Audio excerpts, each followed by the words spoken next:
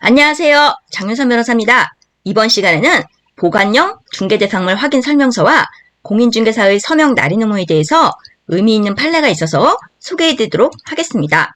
대구 고등법원 사건이었고요. 행정사건이었습니다.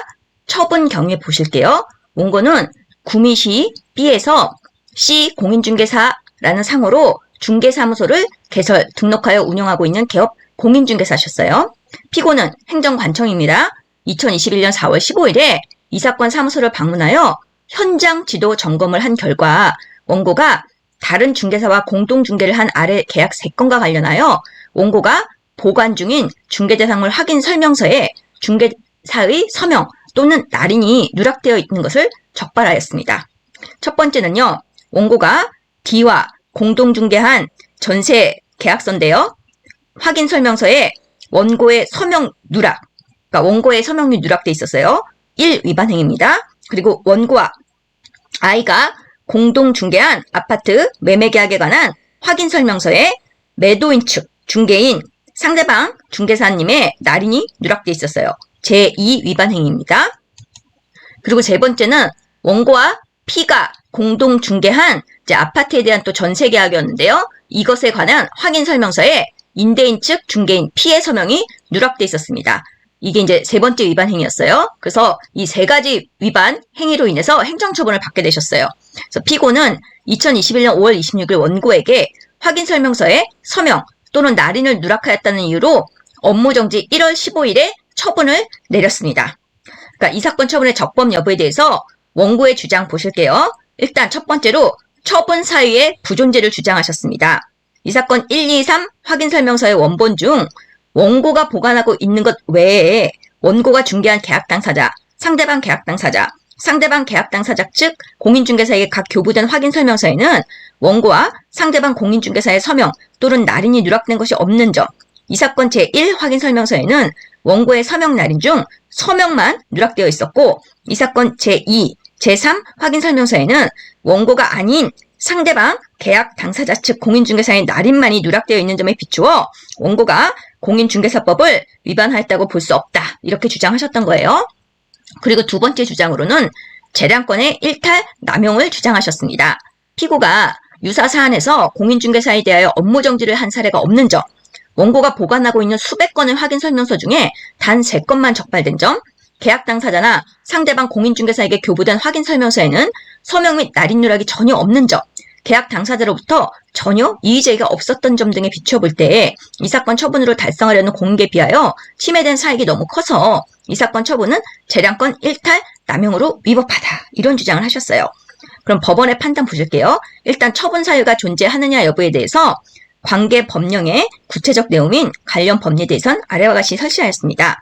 개업 공인중개사는 중개를 의뢰받은 경우 중개가 완성되기 전에 중개 의뢰인에게 중개 대상물의 상태, 입지 및 권리관계 등을 확인하여 설명해야 하고 중개가 완성되면 대통령령으로 정하는 바에 따라 거래 계약서를 작성하여 거래 당사자에게 교부하고 대통령이 정한 기간 동안 그 원본, 사본 또는 전자문서를 보존하여야 하며 거래 계약서를 작성하는 때에는 위 확인 설명사항을 대통령령이 정하는 바에 따라 서면으로 작성하여 거래 당사자에게 교부하고 대통령령이 정하는 기간 동안 그 원본, 사본 또는 전자문서를 보존하여야 하고 거래계약서 및 확인설명서에는 개업 공인중개사가 서명 및 날인하되 해당 중개행위를 한 소속 공인중개사가 있는 경우에는 소속 공인중개사가 함께 서명 및 날인하여야 한다. 그리고 등록관청은 개업 공인중개사가 공인중개사법 25조 4항의 규정을 위반하여 확인설명서에 서명 및 날인을 하지 아니한 경우 업무의 정지를 명할 수 있다.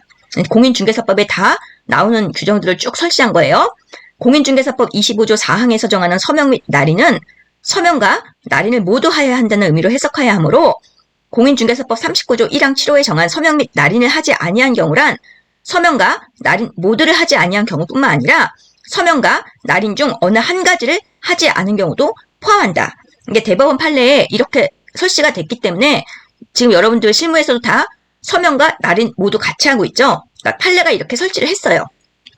개업 공인중개사 등으로 하여금 거래계약서 및 확인설명서에 서명 및 날인을 하도록 규정하고 있는 것은 거래계약 당사자 간의 분쟁을 예방하고 개업 공인중개사 등의 공정한 중개 행위를 담보하기 위하여 개업 공인중개사 등으로 하여금 거래계약서 등의 자필로 서명하고 등록된 인장을 날인하게 함으로써 중개 업무 수행의 직접성과 공식성을 확보하려는데 그 취지가 있다.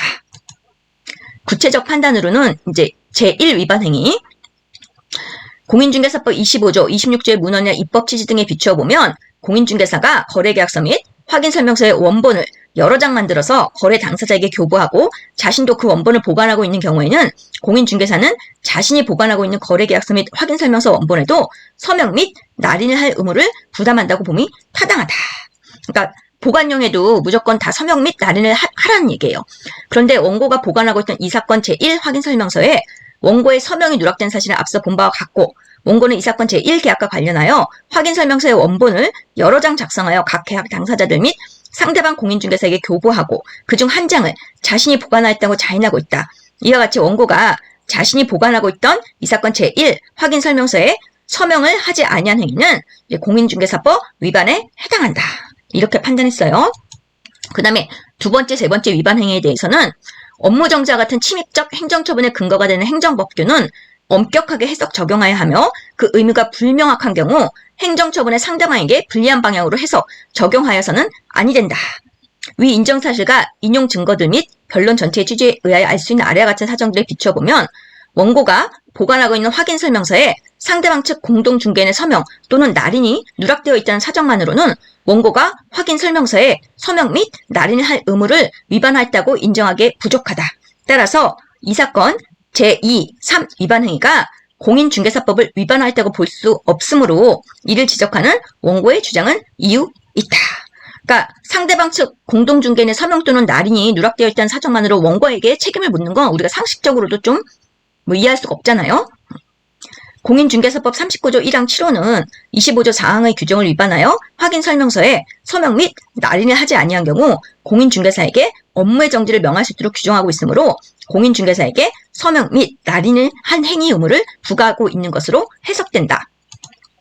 거래계약의 각 당사자들부터 의뢰를 받아 공동으로 거래를 중개하는 공동중개의 경우 공동중개에 참여한 공인중개사 모두가 확인설명서에 서명 및 날인을 할 의무를 부담하는데 원고는 이 사건 제2, 3 확인설명서에 본인의 서명 및 날인을 완료하였으나 공동중개를 한 상대방 측 중개인이 서명을 누락하였다.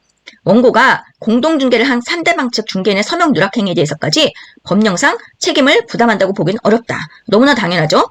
공동중개의 경우 다른 공동중개인의 확인설명서 날인을 대신하거나 강제할 수는 없는 원고가 단지 공동중개인이라는 이유만으로 침입적 행정처분의 책임을 공동으로 부담한다면 헌법상 자기책임 원리에 반할 수 있다.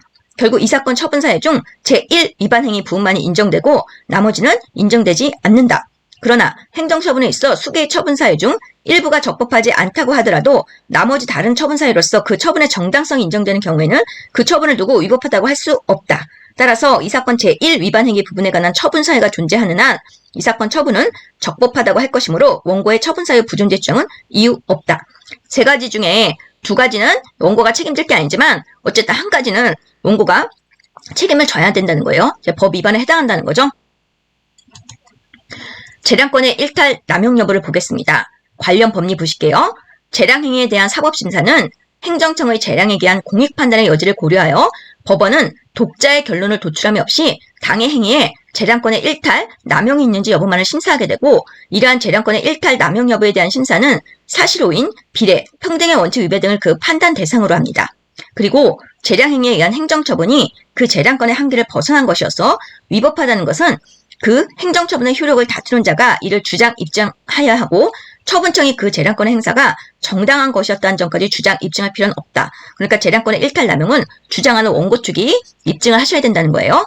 행정청이 관계법규에서 미리 정한 제재 기준에 따라 제재 처분을 하였을 때는 그 기준 자체가 비례 원칙에 어긋나거나 합리성을 갖추지 못하였다는 등의 특별한 사정이 없는 한 이에 따른 제재 처분이 사회 통념상 현저하게 타당성을 잃었다고 단정할 수는 없다. 그러면서 구체적 판단 보실게요. 앞서 본 인정사실과 인용 증거들 뭐뭐뭐에 의해서 알 수 있는 아래의 사정들에 비춰보면 원고가 주장하는 사정이나 그 제출의 증거들만으로는 이 사건 처분이 평등원칙과 비례원칙 위반 등으로 재량권을 일탈, 남용한 경우에 해당한다는 점을 인정하기에 부족하다 했어요. 그래서 그 근거는 이 사건 제1 위반 행위는 공인중개사법 25조 4항 위반에 해당하여 이 사건 처분의 처분 사유가 존재하는데 아래와 같은 사정을 더하여 보면 그 부분의 처분 사유만으로도 이 사건 처분의 정당성이 인정된다고 할 것이다. 개업 공인중개사가 공인중개사법을 위반하면 등록관청은 가트법 39조에 따라 6개월의 범위 안에서 업무의 정지를 명할 수 있는데 그 업무의 정지에 관한 기준은 국토교통부령으로 정한다. 이와 같은 위임에 따라 제정된 구공인중개사법 시행규칙 25조 1항 별표 2의 제8항은 공인중개사법 25조 4항의 규정을 위반하여 확인설명서에 서명 날인을 하지 아니하여 공인중개사법 39조 1항 7호에 따라 업무정지를 명하는 경우에 업무정지 기준에 관하여 업무정지 3월이라고 규정하고 있다. 별표에 이렇게 규정이 돼 있다는 거예요. 한편 위 규칙 25조 2항은 위반 행위의 동기, 결과 및 횟수 등을 참작하여 업무정지 기간의 2분의 1의 범위 안에서 가중 또는 감경할 수 있으나 다만 가중하는 경우에도 업무정지 기간은 6월을 초과할 수 없다고 규정한다. 이 사건 처분은 위와 같은 제재 기준에 따라 이루어진 것인데 이 사건 처분에서 명한 업무정지 1월 15일은 이 사건 제1 위반 행위반 처분 사유로 인정된다고 하더라도 위 업무정지 기준 3월을 감경하여 정할 수 있는 최하한의 기간이다. 따라서 이 사건 처분 사유 중 제1 위반 행위만 인정된다고 하더라도 이 사건 처분이 사회 통념상 현저하게 타당성을 잃은 것이거나 재량권의 한계를 벗어난 것이라고 할 수 없다. 그러니까 업무정지 기준 3월 감경해도 그 2분의 1은 1월 15일이니까 재량권 한계를 벗어난 것이 아니라고 설치를 한 거예요. 위와 같은 제재 기준이 그 자체로 헌법 또는 법률에 합치되지 아니하거나 비례 원칙에 어긋나거나 합리성을 갖추지 못하였다고 인정할 만한 합리적인 이유도 없다. 개업 공인중개사 등으로 하여금 거래계약서 및 확인설명서에 서명 및 날인을 하도록 규정하고 있는 것은 거래계약 당사자 간의 분쟁을 예방하고 개업 공인중개사 등의 공정한 중개행위를 담보하기 위하여 개업 공인중개사 등으로 하여금 거래계약서 등에 자필로 서명하고 등록된 인증을 날인하게 함으로써 중개 업무 수행의 직접성과 공식성을 확보하려는 데 그 취지가 있는데 비록 이 사건의 경우는 원고가 보관하고 있던 확인설명서에 원고의 날인이 누락되어 있는 것으로 적발된 것이고 원고가 이 사건 제1 확인설명서에 서명을 누락한 행위로 인하여 임대인과 임차인 사이에 어떠한 분쟁도 발생하지 아니한 사실은 인정되지만 위와 같은 제도의 취지가 훼손되었음을 부인하기 어렵다. 원고는 2013년 6월경에 공제증서를 게시하지 않은 사실로 단속되어서 과태료 30만 원의 부가처분을 받은 적도 있고 그리고 또 2013년 6월 13일경에 확인설명서를 작성하지 않은 사실로 또 단속이 되어서 업무정지 45일에 처분을 받은 전력이 있었어요. 그러니까 이와 같이 원고는 공인중개사법 위반으로 제재 처분을 받은 전력이 있음에도 불구하고 다시 이 사건 제1 위반 행위에 이르렀다. 그러니까 이 사건에서는 이 원고분이 이전에도 이제 단속에서 뭔가 지금 제재를 받았던 게 전력이 벌써 2번이나 있었기 때문에 그래서 법원이 더 원고에게 불리하게 판단을 내린 것 같습니다.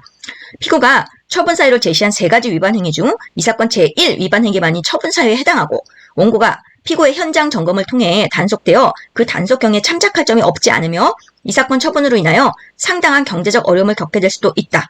그러나 앞서 본 사정을 고려하면 이 사건 처분으로 달성하고자 하는 공정한 중개행위를 담보하기 위한 공익이 그로 인하여 원고가 입게 되는 불이익보다 결코 작다고 할 수 없다.